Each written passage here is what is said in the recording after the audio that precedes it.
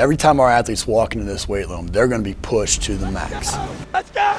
Let's go! The barbell hasn't changed in over 100 years. I can take a 25-pound plate and we'll go out on the turf and I'll have you hating life. We talk about straining your gut, pushing past that comfort level. I want a lot of energy. What better breeding ground is there for being a success in life than the weight room? Hey guys, welcome back to IGCT Talk. I'm your host, Rob McKeefery, and this is episode number 266. I want to thank you guys for listening each week. Really appreciate those of you that like, share, comment. Just helps me continue to highlight the great people that we have in our profession. Also want to thank our sponsors, and specifically Delaware, for sponsoring this episode and bringing it to you for free. I only partner with companies that I believe in both the people and the product, and they are phenomenal people and make a great product. So if you're in the market, please check them out. If not, just let them know how much you appreciate them being a part of the show. This week, I'm joined by Perlak. He's the Associate AD Head Strength Coach at the University of Delaware. Known him for several years through the business and just does a fantastic job everywhere he's been. And I appreciate you being on the show, man. Yeah, man, I appreciate you having me. Ted, you've been a bunch of places like me, man. You've been, you're at Delaware. Obviously, you've been at Elon, Fordham, Iona, St. Joseph's. You did an internship at the USOC. I think you did grad work. Where'd you do your grad work at? Temple. At Temple, that's right. Yep. You've been all those different places. Which specific place did you feel like you really kind of came to your own? The person you are today. Where did you really kind of find your identity as a coach? Man, it's tough. I would say Fordham, I had the longest time to grow because I was there for almost 10 years. You know what I mean? So that's probably the place where I look back and I'm like, man, I can't believe I did half that stuff.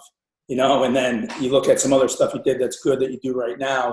And I think I really probably grew up there. I kind of had like a lucky and a cursed road where I was only an assistant for a very short amount of time over the last 16 years. So a lot of my contacts are sport coaches, you know what I mean? And a lot of my decisions were kind of like mine, right? I just had to roll the dice on it. So you get to learn a lot. But I'd say professionally, honestly, the last 4 years at Delaware has probably made the biggest kind of shift in what I've been doing where, it was one of those things where we moved, we had a kid finally, you know what I mean? So right. Your life kind of changes at that point, all around, mentality, everything. And I kind of started thinking, long term, I want to be in athletics. What's my best path? So I kind of really started hitting it hard with our administration to try to get more administrative roles and kind of evolve that way. And, how could I be in this field when I'm 60 was kind of my thought. And, I'm kind of taking baby steps to that now. Yeah. I mean, we've walked a very similar path. I was at South Florida for 10 years. That's where I feel like I really kind of grew up just because I was there for so long and was a head strength coach at 22 years old. So, I mean, it's tough when I tell people all the time that I don't think you really understand this job until you're a head strength coach because you're having to figure out culture and hiring and firing and all those things that really kind of make the job. And people don't realize that when you get an opportunity young, you lose out on a lot of that mentorship that you can see as an assistant, and so you're having to reach out to other leaders, be it sport coaches, be it other strength coaches to kind of lean on. I mean, you're going to make lots of mistakes along the way. What's one of the biggest mistakes you made as a coach and how you learned from it? I think probably the biggest mistake I made early was not asking enough questions to sport coaches. And I think a lot of that was when you're young and, the same deal. Like I was a head guy when I was 25. So my whole thought was, I don't want to show that I don't know what I'm doing. Right. So at that point, I didn't ask a ton of questions. I tried to learn it on my own. I tried to bounce ideas off other people. And a lot of times you figure out that like you're over here and they're over there, when in reality you ask one question, it's so easy, and that's kind of really just all I do now is, we don't even try to program at all until we, know the group of kids we have from like an injury standpoint, training age standpoint, personality standpoint, once until we know the coach's goals and we can set the KPIs off their goals. We don't even look at a program because it's like, and that's kind of, I think a big deal is where, if you just ask a simple question and make people feel involved, everyone's guard goes down, and I just have the opposite feeling that if I ask a question and say, hey coach, what do you want to do conditioning wise? Or what do you think about this? Or even a sport I didn't know a ton about, they were going to think, oh man, this guy's young. He doesn't know what he's doing. Right. I was so wrong with that. So I think you ask that question, man, and people are on your side right away because they don't know what you're doing. Exactly. It comes down to it. So Exactly. that's, I think, my biggest mistake. Yeah, I couldn't agree with that more. I mean, I had a coach tell me one time that, you want me to love you, then love my kids, and as long as you show that you care about the kids, then being vulnerable and letting them know, hey man, I was a freaking college football player. I don't know crap about tennis.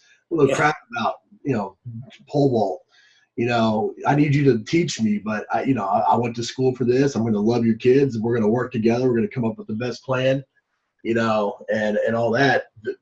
Those coaches will let their guards down really quick and they'll want you to succeed because, at the end of the day, they're stuck with you one way or another, Exactly. And I think going on that too, man, then they have some definite contributions to the program. Yeah. And that's all every coach wants. Right. They don't want to write the program. So many strength coaches are scared they're going to get micromanaged. Right. I find that you never get micromanaged unless it's like retroactively and something goes wrong. Right. If you're proactive with it, you're trying to see around the corner and you sit down with that track coach and say, hey, I know how to train your kids, energy system wise, athletic based, like we can screen them, but what do you need differently from, like you said, your pole vaulters to your hurdlers? Right. Kind of throw that out to you. They can't come back to you now with the complaint, the question, why are we all doing the same stuff? Right. They don't do the same stuff because they're like, at the end of the day, just get my kids better. But right. That's the one thing where, the more you involve people, and it's just any business, the more people are willing to work with you, Yeah, that there's something to be said for that 23 to 30-year-old strength coaches. Sometimes it's not a bad thing for you to be micromanaged, to learn from some of these people that have been in the business for a while. And, when I was at South Florida, 23 to 33, I got to a point where I did probably 80% of what I wanted to do with the football program. Took 10 years to do that. Yeah. But I became a much better coach because that head coach was on me nonstop and made me a better coach. And I attribute most of any success that I've had to working under him. Yeah, it's huge. When you run a department, one of the things that was always the toughest thing for me is you hire talented coaches, you hire type A personalities, because that's typically what we get in this profession, all those types of things. And you say, you're run ragged as a coach. I mean, you're 12, 16-hour days. You don't have time to necessarily micromanage or look over every program or things along those lines. How do you keep, you guys have 8 coaches up there. How do you keep the consistency for the program throughout, when you got all this coaches input, your input, the individual strength coaches input going in? So we got a pretty unique situation here. We do monthly meetings with every sport program from a performance standpoint. So that's one of my main, I would say it's probably my main job in my new role. And we call them care meetings. So it's anyone who pretty much cares for the kids. Right. So, the first goal of that whole thing was to get everyone on the same page. The second goal, honestly, was to have a meeting with that head coach of the program that they weren't calling. So it wasn't a time where that coach was getting everyone in the same room because something went wrong. And it wasn't just an intro meeting saying, hey, this is, the environment I want you guys to set. This is my culture. Here's my rules. So at those meetings, we have, I'll proctor them. It's the strength coach for the team, the athletic trainer for the team, our sports nutritionist, our sports psych, and our equipment person, because they're under like our performance umbrella. Right. And we, I have basically a meeting a day because we have about 20 teams. Everyone else just has one per team they run with. Right. The sport coach has one a month. And in that meeting, that's it. We go in there and we go top to bottom. Hey, coach, what's your practice plan looking like this month? Any key dates we got to monitor? Any dates you might cancel? Any dates where you're going to really be hard on these kids or make it a tough day that we got to look at? Any suggestions for any of us? And then we go to the ATs, hey, well, how's our injury report looking? How's our trends for injuries? When's our treatment time going to be, our rehabs? And then we go to the strength part, which obviously, even though I'm comfortable with all those areas, that's easier for me to run, because it's my background. And we just set up, hey, what are our goals for the month? We let the coach say it, All right, cool. Here's the method we're going to get there. Here's our key physical indicators. And that was a big part for my staff was, how many times have you seen, you ask the coach what their goals are, and then you still train them, and they might have said, I need my team to be super strong, and you get to the end of the month, and they're like, we're not in good enough shape. Right. Of course we're not in good enough shape, man. You told us we needed to be strong. We weren't running as much. So now we kind of all agree on what we're doing that month. And if our goal is conditioning, we might not have a KPI of like a 3-rep max in front squat. Right. And then we kind of go through, the rest of that portion of the strength as far as, do we have to change any volume? And everyone just kind of talks so everyone has a piece of it. Sure. That's also a great time for my coaches to really get to know the athletic trainers and learn about like modifying workouts. Because as you know, man, you've been doing this for almost 20 years. Like you have to be a great modifier now before you almost have to be a great programmer. Right. Crazy, right? Like you might have a team of 100 football guys and you want to have the best Olympic lifting program in the world. And you got 22 guys that for whatever reason can't catch a clean. Exactly. But they still got to get powerful, so you might have a different indicator or whatever it is. And I think that's big for coaches to kind of learn. And then, our nutritionist has a good piece in that as far as what kind of food we're putting in the fueling station. Are they going to plan meals on the road? Are they going to help with pre-practice fueling or hydration? And our sports psych is really there because that's a different entity where we can't really talk about it, but we can refer kids and have some good team talks. And then lastly, the equipment guys, we always let them go first so they can get out. They actually have a bigger piece of it than they think because you do get a lot of questions, especially with footwear, because that's been an injury we found has been pretty prevalent over the last like 3-4 years is, just lower limb injuries. So they can give some input on that and budgets. And, we try to keep those to about an hour, but everyone kind of leaves being on the same page, and then from there, like my staff now knows that I'm fairly direct with them. On like a day-to-day basis. So they don't have to worry about, am I going to kind of beat around the bush with it because we just have a good relationship. But we really only have 4 things that we kind of evaluate them on. And it's pretty simple. And I stole a lot of it from Tim Karen, who was in the Army, and it's like, your team's showing up on time and wearing the right stuff.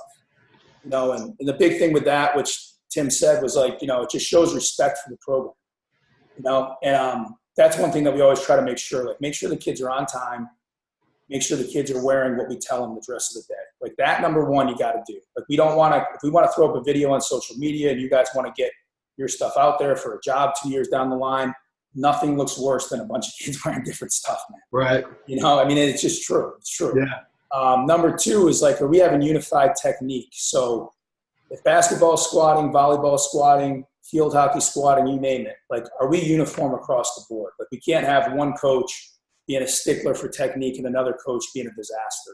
Right.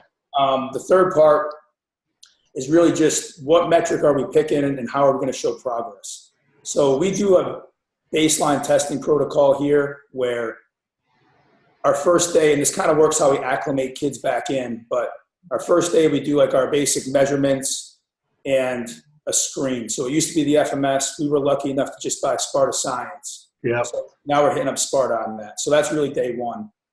Day 2, and this is really the only thing I kind of streamline across the department, is we do a broad, a vert, 20-yard dash on a laser, a basic agility drill. It's really just a 60-yard shuttle that we kind of altered a little bit, and whatever conditioning test or method that coach wants. Yeah. And then the third day, we basically do our strength testing, which would be an upper body push, lower body pull. A lower body push and an upper body pull. And I let the coaches have freedom in that because, again, stepping back now and not having to deal with as many teams, I realize, man, I can't have our women's soccer team doing a 3-rep max on bench. Right. So can't even bench. Do they get more out of doing a rep test with push-ups? Sure. I let the head coach and the strength coach figure out that metric and we just run with it. So we have some teams that safety bar squat, front squat, hex bar deadlift, back squat. As long as the strength coach and the sport coach are in tuned, that's our metric. Just show some progress in it, man. And then, pick the KPIs that are based off of that. And, I found that in itself has helped out big time because you've had it where you get a new coach and they're like, we are not hand cleaning. Right. And you're like, why? Yeah. But you don't even want to get in that argument because I just tell my coaches now, all right, whatever, man. We got maxes. We got med balls. We'll just test broad and vert. Like you're off the hook with teaching cleans to a bunch of kids who don't want to do it, So that's kind of helped us with that. And then really the last thing we communicate on or evaluate on is just like, are you communicating with the people you're working with? So it's fairly easy on our end is just, make sure the kids show up and are respectful, make sure we got good technique, show progress, and however you and that sport coach see fit. And then, like, you got to communicate with people. Like, it can't just be the once a month we're all in that room. Because the other thing that I found, it drives me crazy, but I get it's the way the world's going, is student athletes have so much more say now than they ever did. Oh, yeah. With SAC, with all these different programs. And I think it's toxic because it's all anonymous. Right. It could also help you out if they're on your side. Yep. So like that's a whole nother conversation if that's the right direction to have 18 and 20-year-olds making opinions on people with their master's degrees. Yeah, right. Still, I mean, if you communicate, man, I think you're in pretty good shape. I agree with you more. I couldn't agree with you more. I think some things not to skip over there was having, consistency in the program with technique, I think is paramount, and I mean, whether or not this team trains twice a week, this trains 3 times a week, this team 4 times a week, as long as you have some unified technique and you have a plan, I think that's ultimately, because so much of it's dictated by game schedule, practice schedule, modifications, all those types of things. And you're right. I think a great takeaway for these young coaches that are listening is that you have to have a big toolbox. You have to be based on principles. Your program has to be based on principles, but then, you don't want to be the kind of guy where you're a power lifter and somebody comes in and says, you can't do a deadlift anymore. And you can physically see the steam out of the ears, it's okay. We can find another way to do a multiple joint lower body movement, but I think that's an important piece. When it comes to your staff development, in terms of trying to get them better as coaches, what are some things that you're doing within the department to do that? That's a thing that I think we got to always work on, man. It's like we try to go to talks, we try to go to clinics. We try to never have one coach on the floor by themselves if we can. So you get a younger coach kind of paired up with an older coach and kind of learning their programming.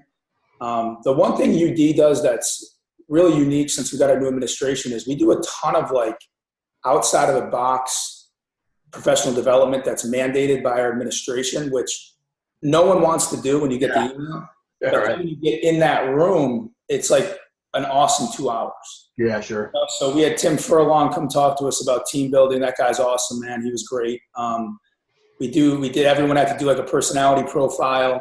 And then kind of like get in that room and discuss like different people, different way to talk to them, and it's funny because like you look at it and you see your profile and then your staff sees it and they're like laughing because they're like, that's spot on, and everyone can kind of do that with each other. So just like different little things like that we did that, was really outside of your job, and I thought that helps these guys more than anything is you can never get someone in and do true like leadership training or like really like social cueing. Right. I think it's huge, because I think too many times coaches think like, I just got to find out what the best program is. I got to find out how to use Perlak's chart. Right? I got to find out how to do 5-3-1. And it's like, yeah, you kind of do. But in reality, you got to just get the kids to want to do whatever you're doing. Right. And you got to get the coaches to believe in you, and you got to be confident enough to get your next job. And I think that's almost more important than, learning just about pure strength and conditioning. The one thing I will say, man, is I do think young coaches, and I was fortunate enough to have a pretty good background on this, they gotta learn running more. Yeah. They gotta learn movement. They gotta learn energy system training. They gotta learn, proper running mechanics. I got to see Brian Miller speak about sprinting a couple of weeks ago. We spoke in the same clinic, and just that by itself for my staff when we brought him, him and there was a sports psych guy that talked. They were the two. It was worth the price of admission right there. I mean, those things I think coaches, the lifting is so easy and there's so much stuff on it. Right. The running stuff, man, that makes or breaks you as a coach nowadays. I agree. Right. I mean, and like anyone can get stronger. You know what I mean? Anyone can get stronger. But at the end of the day, it's not rocket science. Yeah, no one's sitting there saying, hey, in the last 2 minutes of the game, we got to be the strongest freaking team in the world. Right. They're like, we got to be in the best shape. We got to move the best. We got to have the most guys available. And I think that comes down to like your movement and running program. Yeah. I'm still learning on it, man. I don't even know the right questions to ask, let alone the answer, but I think that's what you got to learn. I think that's kind of like the way it's evolving, and that can really make you succeed as a coach. I agree. You talked a little bit about how you acclimate or how you have consistency with the testing, within your program. This time of year when you got a bunch of people coming on campus new, what are you doing to kind of get them into the program, get them, topped off on what, they should be doing, showing up on time and all those types of things, but then getting actually prepared to handle the rigors of whatever you throw at them? Yeah. So that is one of our big things too, that is like, there's not a lot of stuff that I'd say is like really like put in place that we have to do for me, but that's one of them is we have that kind of baseline testing protocol, so screening measurements day 1, all the movement tests day 2. And, a big part of that is just non-disclosed injuries. So right. If you get there day 2 and you got a bunch of kids who can't jump and can't land it, can't sprint and slow down, and can't cut, I mean, you're in trouble right in your program. Yeah. And right off the bat, like that's all out there, and the coaches know, and the athletic trainers know, and we kind of nipped in the bud. The other part that I thought about that was good was we kind of took out the whole recruiting aspect where a coach was like, I got this kid and he runs a blank. All right, great. Now we have a bunch of non-skilled tests day 1, and we can actually compare our freshmen to our sophomores, to our juniors, to our seniors. And you know what? At the end of the day, if the kid doesn't run a 4.4, it doesn't matter because we got him anyway. But right. At least you all know that you're not going to have a situation 6 months from now where, they're talking about why we made that kid slower. Right. Yeah, sure. And then from the lifting part of it, we kind of just build our testing into that third day where we don't take the approach of when you guys go home for the summer, you got to come back and beat your max. We say you got to be within 10% of it. So we're just building in within that workout, like however your rep scheme is. It could be a 90 for 1, it could be an 85 for 3, it could be an 80 for 5, whatever it is on that relative intensity chart. And then the new kids, we just have them in the first level of our regression, and they don't even max. They just kind of learn those movements. So, I was definitely guilty of having kids come back, have them get, weaker in theory and be like, these kids didn't do anything over the summer. Right. And then it kind of dawned on me, like, if I can send these kids home with a packet and they come back stronger, why do they even need a strength coach? It's true. Like, how delusional was I to think they were going to come back stronger? So now I don't pull my hair out, whatever I got left of it, by saying, all right, if you left squatting 300, if you can come back squatting around 270, like, we're in good shape, man. Right. We can make up that 10% within 2 weeks. Just from the stresses we're going to put on you, the increased work capacity, be it in a structured program. Right. I now have a grasp on it that these kids aren't going to go home and do exactly what you tell them. And I think that's one of the things we do. So that whole first week is really just building our program for the next 4 or 5 weeks, letting the athletic trainers know where our kids are at from a health standpoint, from what they might not have told them, and then letting the coaches know, like, hey, here's where we are day 1. Yeah. Have it real time.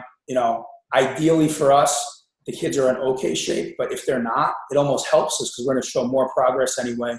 Right. And you hope if you have a intelligent conditioning test where my staff could break through to the coaches where, like, let's just have it be the minimal effective dose to start practice. Like, sure. Let's come back and run 31 10s. Right. Let's come back and run 6 150 shuttles. Something much easier where if we were running, 10 of those before we left, let's run 7 when we come back and see where the kids are at. And right. Just building in like a program, so we can create a good foundation. Because, the one thing that terrifies me, like everybody, is you don't want to have that situation where a bunch of kids come back and 5 kids blow a hamstring the first day and, kids are training their pec and you just lose all that training time. Yeah. So that's kind of something we put in to just, truly acclimate them back and get people back in the swing of things and get a grasp on how we can build our program. And then you can sit down with the coach and say, hey, listen, I know you wanted to get this team stronger, but listen, we came back and we're not in great shape. We might want to take 3-4 weeks and get a better foundation, run some GPP stuff, get in shape, and then we can hit up the strength stuff. And you can at least have that conversation with some data, and the coaches will probably be appreciative to you because it's like, wow, you're thinking about the health of my kids. Right. You hope they care about. Now, listen, a coach might say, no, I don't care. These kids are lazy. And then you got to manage it. Yeah, sure. At least that point you got, you kind of got it on the table. A little bit easier to fight that battle when you're going up the chain too. You're trying to watch out for health and the other one's not, Exactly. Well, man, we end the show with a couple of resources. Give us the best piece of coaching advice you ever received. Oh, man, I would say the best piece of coaching advice I ever got was super young. I'm at Temple, and it's not even as much coaching, but it was state of mind that it definitely made me think about it. We were in a staff meeting, and everyone's complaining. You know what I mean? Not strength staff, athletic. Yeah. John Chaney was still a basketball coach, and he stood up and he was like, guys, every school has problems. You just don't want to be at the place that has all of them. You know? And he's like, if you look at it negatively, it's going to bury you. Just find the one positive thing and run with it. And that was kind of like something that I think was the best piece of advice where, you know, you got to look at your day kind of like a golf game in some senses where, like, if you dwell on the one bad thing that went wrong, you're buried. If you had a bad day and you can walk out of there and be like, man, that was nuts, but you know what? This was great today. You got a shot to build on it. And I just think, man, it's all mental. Like, as a coach, like, so much stuff goes right, so much stuff goes wrong. If you're looking at it the wrong way, I mean, you got no shot. You know, this is like, it's like an ultra marathon. Like, you could have the best program in the world and your team can go 1-10. Yep. You know, you could run the worst program in the world and, you know, next thing you know, you're sitting there in an NCAA tournament for basketball and you're like, how the hell did we get here? Right? So at the end of the day, you're such a small piece of that puzzle. No question. But that piece is like, it's so important. Like, if you don't have that piece, the puzzle's ruined. So you gotta just kind of be level-headed. And I think if you're not, everyone sees it. Yeah. If you're the guy that goes in and you complain and you are always negative, your staff is going to be like that. Nobody wants to work in that environment. You know, it's a toxic environment. Everybody's looking then, you know. Yeah. And I do think you do need to have an environment where, like, you have your staff and they know that when you shut the door in the office, like, if something goes wrong, you can vent to us. Right. Talk about it. You're going to be fired up for 5 minutes. 5 minutes later, you're going to laugh at it and just kind of keep it in here. You know, like, I think your staff has to know that they can tell you about a problem and you're not going to go run to that sport coach or administrator, do that stuff. But I also think they got to know that, like, it can't always be that negative environment. And I think that's just from how you look at stuff. You know, one little thing buries people, man. And it's sad. It happened to me. It's happened to everybody. I think what you said there is you have to reframe those situations. You know, when somebody says, hey, man, we're only lifting 1 day a week and I'm pissed. I want to be lifting 2 days a week. You know, I always remind them, hey, you could be lifting no days a week, you know. You know, and if you just reframe it, you know, sometimes and that's what those meetings need to be. It's okay to vent. Yeah. Somebody has to be there, like Chaney, to reframe it and say, I just don't want to be the one that has all the problems. You know, I love that. It's crazy, right? And it's true, man. I mean, you look at everywhere you've worked and you probably have the same issues, whether you were at, you know, starting a program at South Florida or at Tennessee, right? It doesn't matter the level you're at, man. The kids are the kids. The issues are the issues. The classes are the classes, right? It's just different logo. That's it. Yeah. Different logo. What about a book, app, and website recommendation? Book, man. I mean, I've said I would, for strength-wise, you know, in the performance realm, Game Changer has been a book that I read that, you know, I kind of jumped around chapters. That's helped me a lot. I think that's a book with a lot of knowledge in it that kind of hits you on all different angles. Honestly, man, you know, from the other side of it, I read a lot of John Gordon stuff. Yeah. You know, the Carpenter, the Energy Bus, you know, and I know it's kind of cliche. Everybody says they read them, but I think, you know, I actually have those on my phone on books on tape too. And I listen to those when I drive. And every time I listen to it, man, I feel like I'm pulling my phone out, putting stuff in my notes that I want to just remember. You know? So I think that's a guy where, you know, if you want to kind of step back and just get better as a person, that stuff helps a lot.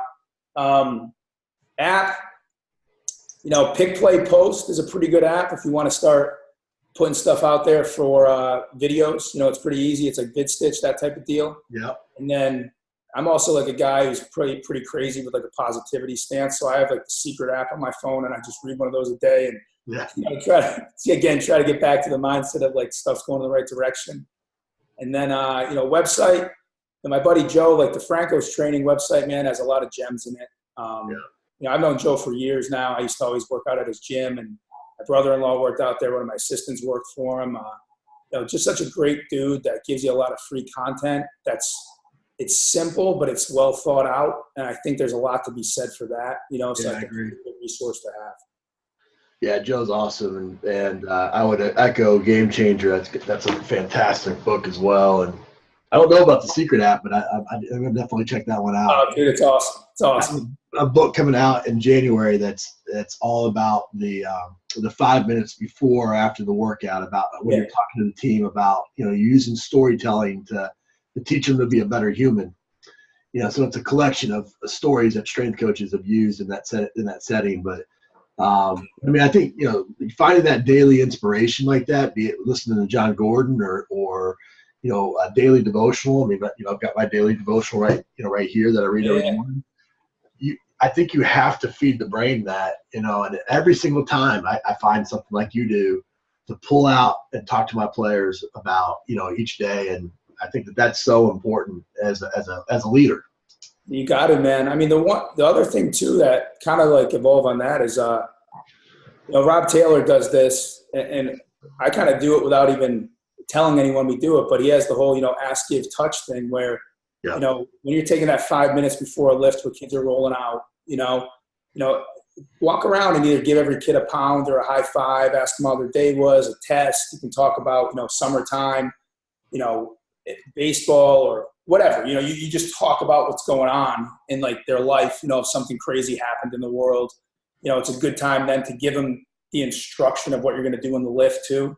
Right. I think it's just an easy way to get every kid to know that like you kind of care about them. Because the crazy thing that I found in this field, man, is you spend so much time on the kids that are like a problem in a way that you got to get to, right? And then you spend so much time on the kids that are like your best players. Yeah. And you have these great kids in the middle that you just kind of like take for granted.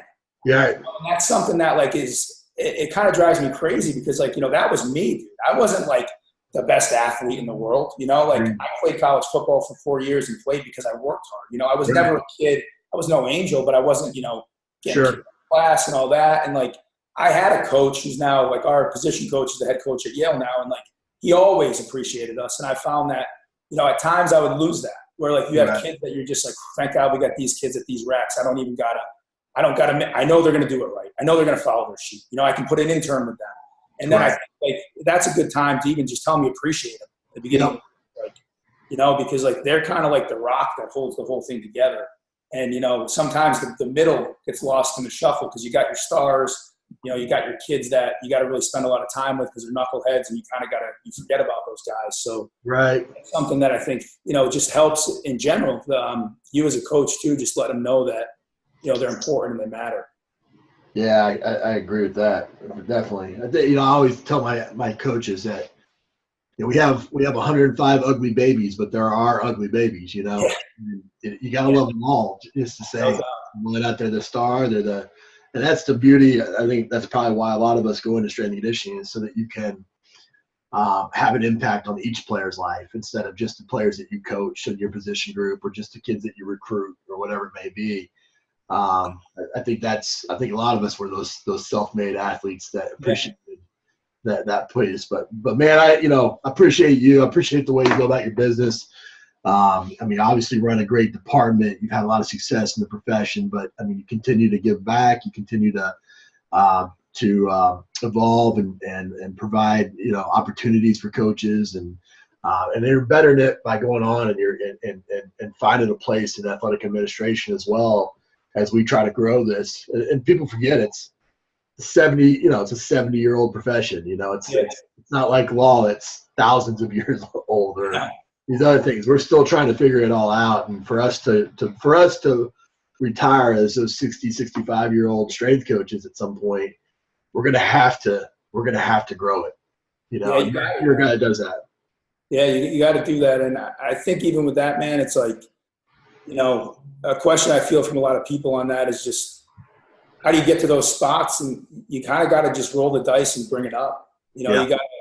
When you get a shot to meet with a new administrator, you got a shot to meet with your new AD and they ask you what your goals are, just tell them the truth. You know what I mean?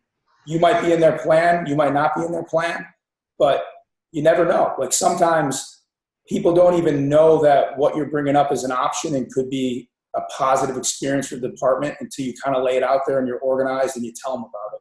Right. Kind of just been the one, I guess, gift I've had as like a person is I'm not scared to put myself out there to people and say, hey, this is what I'm thinking. This is what I want to do.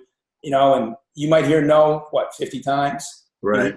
Once, man, if you just take advantage of it and run with it, like you're in good shape. So, you got to just have the self-confidence to put yourself out there, but obviously be organized when you do it, Absolutely.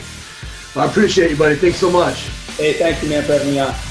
That's it for this episode of Iron Game Chalk Talk. Thanks to this week's guest as well as our sponsors for bringing this episode to you for free. Make sure to check out ronmckeefery.com where you can join our mailing list, find the show notes, including all the links and resources mentioned, and information about Coach McKeefery's other products. While you are there, please join Coach McKeefery in the comments section thanking our guest for sharing.